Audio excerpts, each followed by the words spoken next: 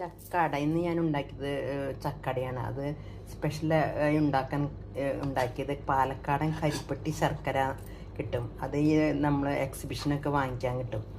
ആ ശർക്കര ഉരുക്കി അതിൽ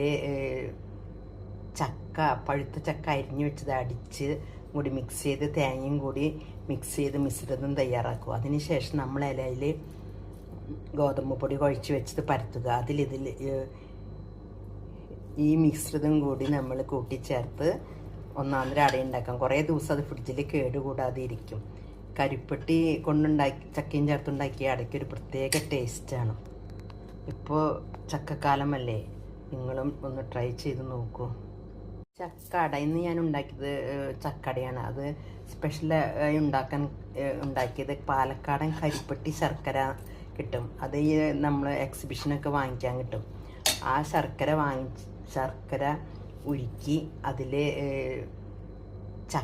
പഴുത്ത ചക്ക അരിഞ്ഞു വെച്ചത് അടിച്ച് കൂടി മിക്സ് ചെയ്ത് തേങ്ങയും കൂടി മിക്സ് ചെയ്ത് മിശ്രിതം തയ്യാറാക്കുക. അതിനുശേഷം നമ്മൾ ഇലയിൽ ഗോതമ്പ് പൊടി കുഴച്ച് വെച്ചത് പരത്തുക. ഈ മിശ്രിതം കൂടി നമ്മൾ കൂട്ടിച്ചേർത്ത് ഒന്നാന്തര അട ഉണ്ടാക്കാം. കുറേ ദിവസം അത് ഫ്രിഡ്ജിൽ കേടുകൂടാതെ ഇരിക്കും. കരിപ്പെട്ടി ചക്കയും ചേർത്തുണ്ടാക്കിയ അടയ്ക്ക് ഒരു പ്രത്യേക ടേസ്റ്റാണ്. ഇപ്പോൾ ചക്കക്കാലമല്ലേ, നിങ്ങളും ഒന്ന് ട്രൈ ചെയ്ത് നോക്കൂ.